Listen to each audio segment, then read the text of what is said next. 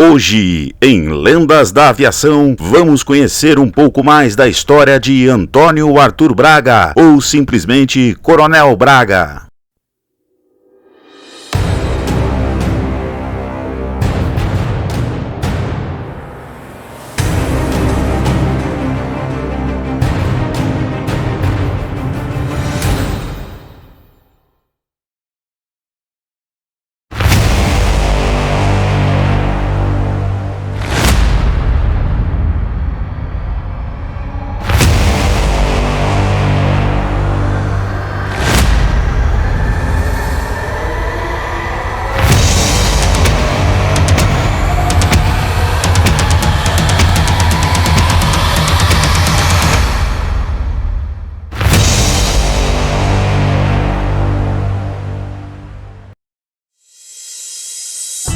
Antônio Arthur Braga, ou simplesmente Coronel Braga, nasceu em Lavrinhas, município de Cruzeiro, São Paulo, em 3 de fevereiro de 1932, em uma fazenda. Sua família era de Lorena e logo mudou-se para o Rio de Janeiro. Sem qualquer vínculo da família ou do círculo de amizades terem tradição na aviação, por uma daquelas obras já escritas do destino, Braga sempre foi fascinado por aviões. Já no Rio de Janeiro, estudando no Colégio Jesuíta Santo Inácio, teve seu gosto pela aeronáutica se materializando na capital federal. Seu primeiro contato com uma aeronave foi quando foi levado pelo seu primo para conhecer de perto uma aeronave, um DC-3, no aeroporto Santos Dumont, onde teve a oportunidade de tocá-lo e de minuciosamente vê-lo por fora e por dentro. Ouvindo alguns colegas falarem a respeito do curso para a Escola de Aeronáutica no Campo dos Afonsos, ele então prontamente se inscreveu, mas não obteve êxito, sendo reprovado.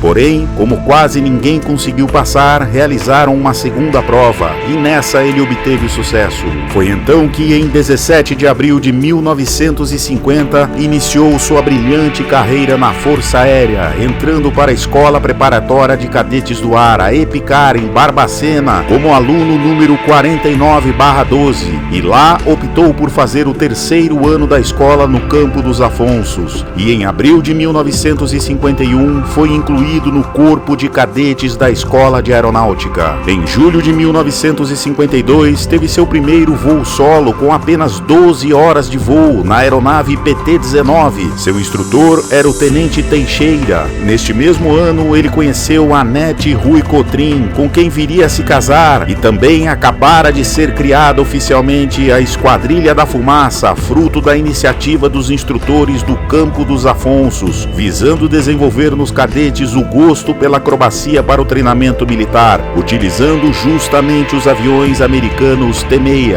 Em março de 1955, começou a ter instrução com o lendário T-6, vindo a solar apenas um mês depois essa aeronave que mais tarde seria sua eterna paixão.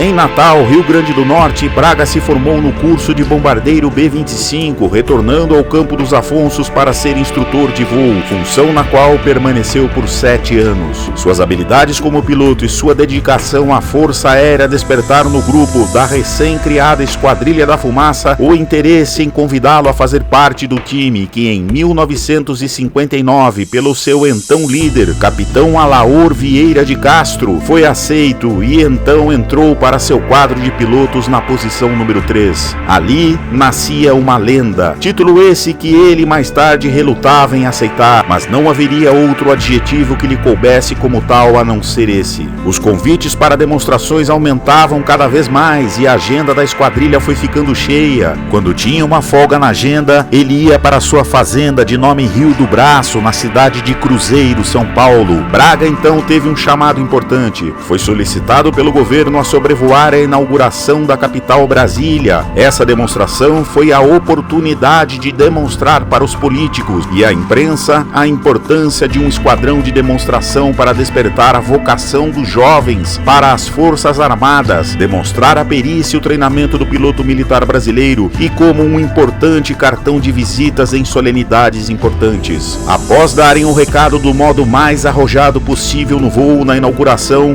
o comandante do GTE, Grupo de Transportes Especiais, se dirigiu à base para falar com os pilotos. Após adentrar a sala onde estavam e rasgar elogios pela demonstração, saiu para voltar à solenidade. Apenas Portugal Mota sabia que aquele era o brigadeiro Rui Moreira Lima, piloto brasileiro do grupo de caça na Itália na Segunda Guerra Mundial. Ao longo dos anos, na década de 60, Braga e a esquadrilha foram se efetivando como um esquadrão de elite, carinhosamente chamado de Esquadrilha da Fumaça, que se emocionavam ao verem a capacidade da equipe militar brasileira de realizar empolgantes demonstrações pelo Brasil. Em 1965, ele foi promovido a comandante do esquadrão, mas Braga tinha uma particularidade, que era ter pavor de helicópteros, sentimento esse que contrastava com sua imagem de piloto arrojado e experiente, mas que era uma singularidade sua. Certa vez em Santa Cruz de la Sierra, após a demonstração, os pilotos aguardavam do lado militar do aeroporto o transporte que o conduziriam para um coquetel que seria oferecido pela Força Aérea Boliviana. O aeroporto estava cheio, pois no mesmo dia estava chegando o corpo do guerrilheiro Che Guevara, abatido pelo exército daquele país. Enquanto aguardavam um micro-ônibus, chega um oficial boliviano convocando a equipe para entrar no helicóptero H-19 de motor radial à explosão que os aguardavam. Ao final, suando muito e para não criar um constrangimento internacional, entrou na aeronave e seguiram.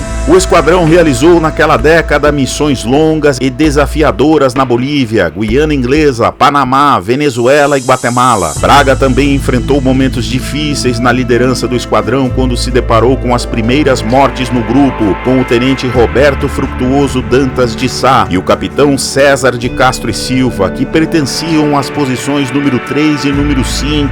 Junto aos pilotos também estavam os sargentos Abrão Ayala e Narciso dos Santos. Quando chegavam de Poços de Caldas para o Rio de Janeiro, Braga ficava muito emocionado quando aconteciam perdas, mas procurava superá-las em memória daqueles que partiram. Eis que então, numa ocasião, a Fumaça foi requisitada para se apresentar em Jaboticabal, e lá ele acabara conhecendo um certo piloto de nome Alberto Bertelli, piloto esse que já era lendário e até então o mais habilidoso piloto civil que o Brasil já conhecera. A princípio eram rivais, mas não havia como tanto talento juntos pelo mesmo ideal seguirem em direções opostas, e a partir de então se uniram numa das mais lendárias duplas de pilotos que já existiu. Eles simplesmente se completavam, uma união perfeita que perdurou até a morte de Bertelli em 1980. A habilidade de Bertelli fez com que fosse integrado à Esquadrilha da Fumaça em uma decisão única e histórica que jamais se repetiu e jamais se repetirá novamente. Sua aeronave, um Beecher Jungmann, foi incorporado nas demonstrações dali em diante e designado como o lendário FAB 07. Braga e Bertelli se tornaram amigos, cúmplices, irmãos de asas e parceiros pelo mesmo ideal Brasil afora em mais de 200 apresentações junto ao esquadrão. Sem um ou outro, a festa podia-se dizer que estava pela metade. Bertelli passou a usar o macacão do esquadrão e mais tarde recebeu o título de Brigadeiro Honorário da Força Aérea Brasileira. No final de 1973, Braga foi promovido a tenente-coronel e em 1975 aconteceu em Sorocaba sua 1000ª demonstração com a Fumaça. Ali, mais um alicerce da construção de uma lenda havia sido firmado.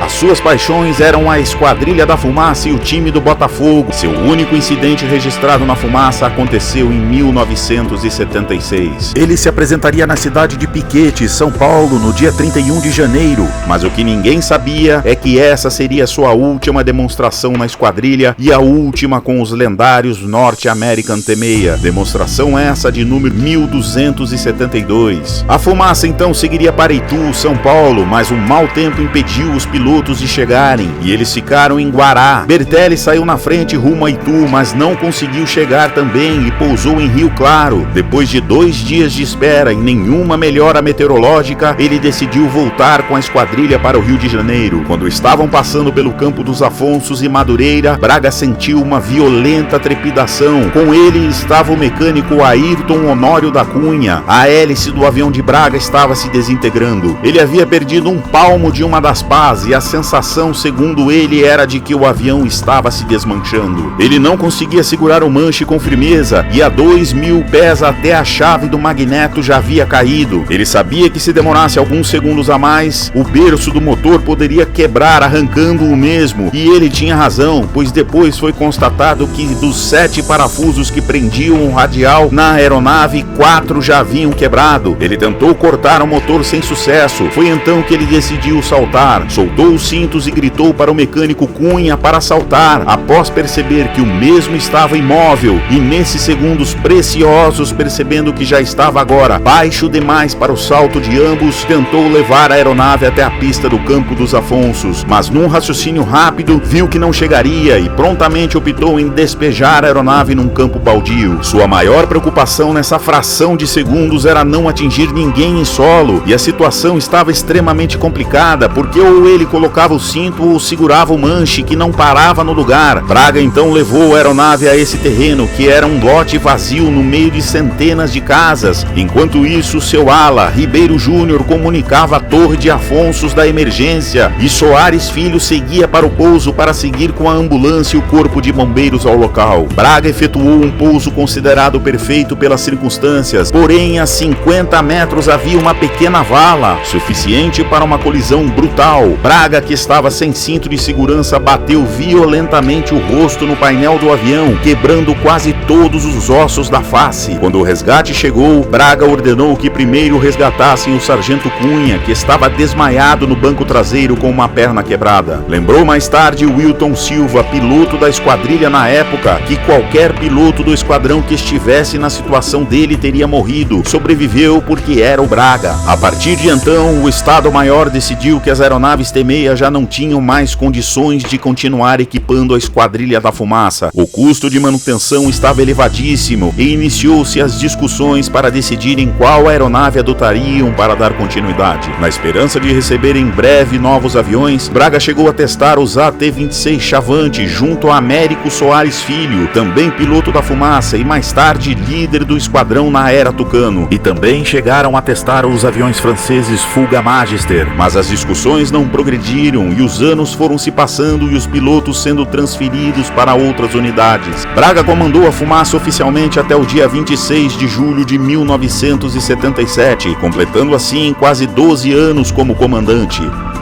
A fase Braga na esquadrilha então havia chegado ao fim. As aeronaves passaram então a serem vendidas para civis. Com a suspensão das atividades da Esquadrilha da Fumaça, Braga então foi para o DAC e em 1982 se retirou para a reserva, onde iniciava-se ali sua carreira de show aéreo na aviação civil. Braga foi o responsável pela divulgação e profissionalização da Fumaça no seu período, tendo cumprido o maior número possível de missões nacional e internacionalmente. Também criou uma atmosfera dentro do esquadrão de espírito familiar, deixando a hierarquia de lado e construindo relações próximas com os sargentos e equipe de manutenção que perdura até os dias de hoje. O T-6 era para Braga como o oxigênio é para os seres humanos, e por tudo que construiu durante sua vigorosa carreira e por exalar a sua paixão pelo avião, um grupo de amigos se juntaram e arremataram uma aeronave num leilão para dar de presente a ele. A aeronave era o FAB Uno 643, que na Fumaça era voado pelo Soares Filho e que então se tornaria parte da lendária trajetória do seu novo dono, ganhando a conhecida matrícula Papatango Tango Romeu Bravo, que diziam ser Toninho Rio do Braço. A aeronave foi entregue a ele em agosto de 1977 pelas mãos do ex-ministro da Aeronáutica Délio Jardim de Matos, e assim o veterano piloto começaria sua nova jornada nas demonstrações que seguiriam por anos até sua morte, chamando a sua aeronave de Meu Temeinha. Foi então que o ex-piloto da esquadrilha, Portugal Mota, adquiriu duas aeronaves T-6 e criou a Esquadrilha Dragões do Ar. Braga foi acionado para integrar a equipe com seu avião e algumas demonstrações foram realizadas no decorrer dos meses seguintes. Mas essa parceria não duraria por muito tempo, pois o chefe Braga não aceitava descaracterizar a pintura do seu avião pela pintura padrão dos Dragões do Ar. Braga almejava dar um toque a mais em seu avião, ganhando de seu amigo e acróbata José Ângelo Simeone uma hélice comprida, o toque final que faltava aquela responsável pelo barulho inconfundível do Temeia, que fazia literalmente berrar e trepidar o chão de cimento dos aeródromos que se apresentava. Simeone tinha duas delas, uma para ele mesmo, no seu Temeia prefixo Kilo Sierra Zulu, e outra dada de presente a Braga. Voar o avião de Braga solo era como receber uma homenagem. Tamanho era o ciúmes que o chefe tinha pelo seu Temeinha, podendo contar nos dedos aqueles que foram recompensados com esse privilégio. Como civil,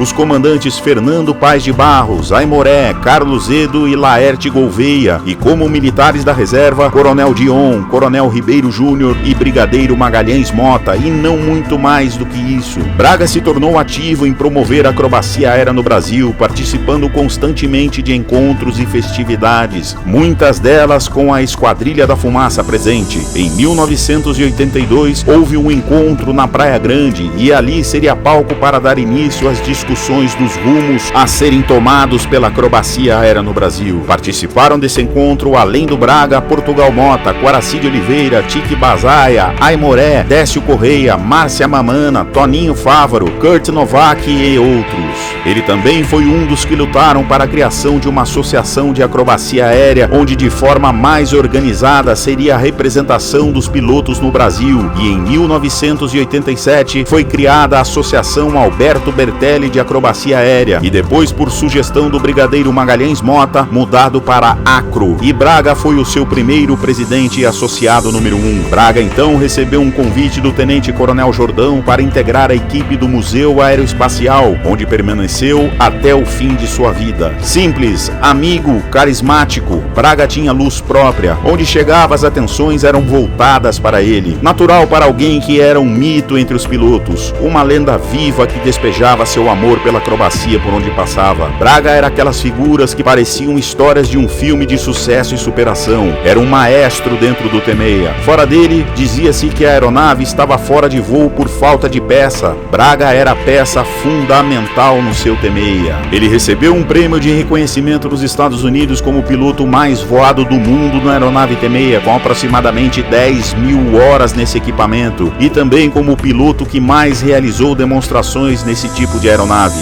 Sua fama na Força Aérea era similar a um artista de destaque, o que era de fato. Para tantos, algumas personalidades promoveram encontros históricos com ele e seu esquadrão, como Pelé e Garrincha, e outros vincularam suas imagens à lendária Esquadrilha da Fumaça, gravando clipes como Roberto Carlos e Rita Lee. Também houveram histórias cômicas contadas por seus amigos, como o humorista Zé Vasconcelos, que com maestria narrou uma de suas passagens para o programa do Jô Soares na Globo. Braga faleceu no dia 8 de dezembro de 2003, aos 71 anos de idade. Curiosamente, e por uma daquelas coincidências orquestradas pelo destino, no mesmo dia e mês que seu lendário parceiro de asas, Alberto Bertelli, morreu. Reverenciado até hoje, é visto por entusiastas e colegas de profissão como o maior relações públicas da aeronáutica no Brasil. Graças à sua dedicação, capacidade de liderança e extrema simpatia, milhares de jovens brasileiros também sentiram vontade de voar e se tornaram pilotos civis e militares. Em muitas das homenagens que recebeu, destaca-se uma via no bairro da Barra da Tijuca, no Rio de Janeiro, designada como Rua Coronel Aviador Antônio Arthur Braga. O Museu Aeroespacial tem em seu acervo a aeronave de matrícula FAB 1959, voada pelo Coronel Braga, na Esquadrilha da Fumaça. O Papa Tango, Tango Romeu Bravo, encontra-se em exposição no hangar do Esquadrão de Demonstração Aérea Esquadrilha da Fumaça, na Academia da Força Aérea, em Pirassununga. Braga deixou sua marca nesse plano como grande líder. Além da esposa, Braga deixou 3 filhos: Arthur Braga, Antoinette Cotrim Braga e Ana Lúcia Cotrim Braga. Seu legado na fumaça continua até hoje através das demonstrações pelo mundo todo. Ele mostrou que com disciplina e dedicação podemos realizar qualquer coisa na vida. Deixou também inúmeros fãs e amigos órfãos,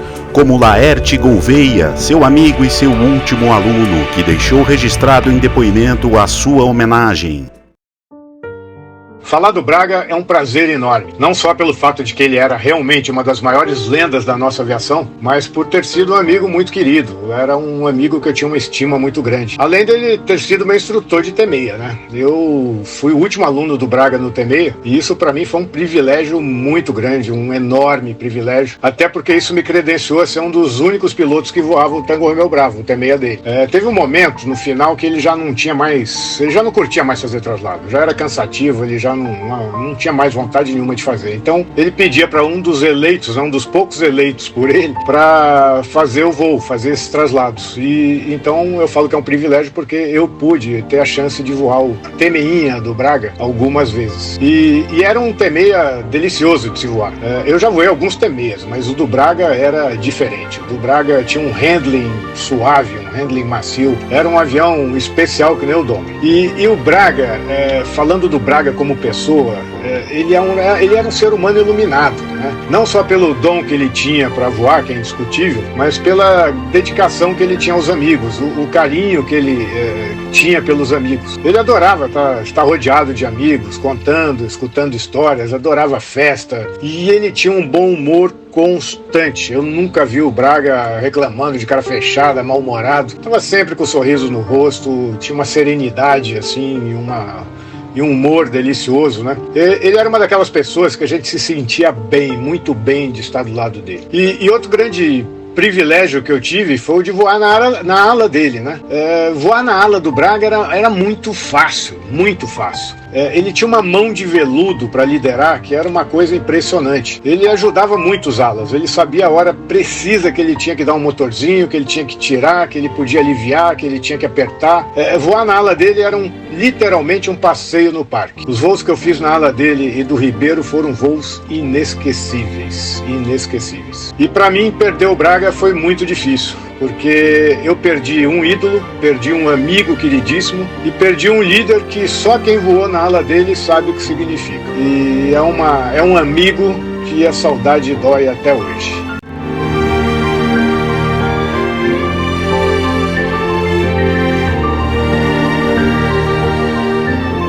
Assim como Laerte e dezenas de outros amigos que conviveram com ele, guardam em suas memórias os momentos inesquecíveis dos seus feitos pela aviação, onde será eternamente lembrado como o chefe Braga da Esquadrilha da Fumaça. E por tudo o que fez e representou, tem seu lugar de destaque no ponto mais alto do hall da fama das maiores lendas da aviação mundial.